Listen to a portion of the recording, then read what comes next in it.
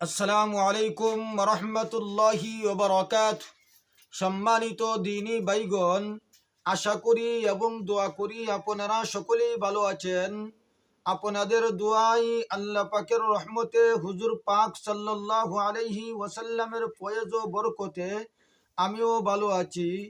আমি আপনাদেরকে ধারাবাহিকভাবে জিন জাদু রজাত বন্দিশের আমলগুলা দিচ্ছি। আজকে আমি আপনাদেরকে গুরুত্বপূর্ণ একটি আমল দিব।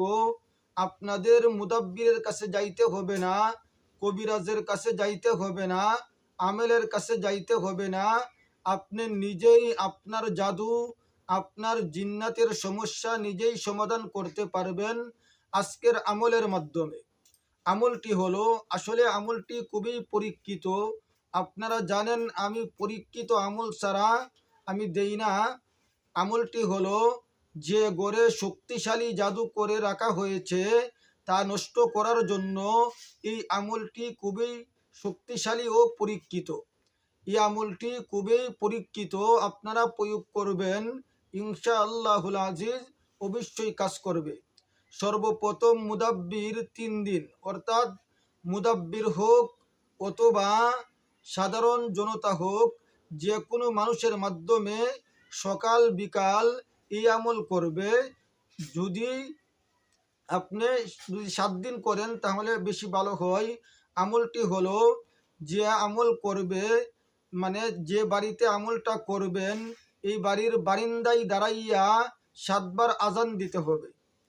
এই বাড়ির বারিন্দায় দাঁড়াইয়া 7 বার আজান দিবে।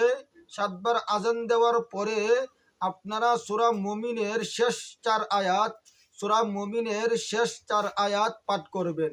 ইনশাআল্লাহুল আজিজ 1 সপ্তাহ পরেই বুঝতে পারবেন যে আপনার বাড়িতে কেমন জাদু রয়েছে, জাদুগুলা ধ্বংস হয়ে যাবে। আপনারা এই আমলগুলা করবেন, ইনশাআল্লাহুল আজিজ অবশ্যই ফায়দা পাবেন ইনশাআল্লাহ। সূরা মুমিনের শেষ 4 আয়াত হলো, আপা হাসিবতুম আন্নামা খলাকনাকুম আবাসান ওয়া আন্নাকুম ইলাইনা লা তুরজাউন। এই আয়াত থেকে শেষ পর্যন্ত পাঠ করতে হবে। আশা করি আপনারা আমলটা বুঝতে পারছেন। আমার জন্য সকলেই দোয়া করবেন, আমিও আপনাদের জন্য দোয়া করি। আসসালামু আলাইকুম ওয়া রাহমাতুল্লাহি ওয়া বারাকাতুহু।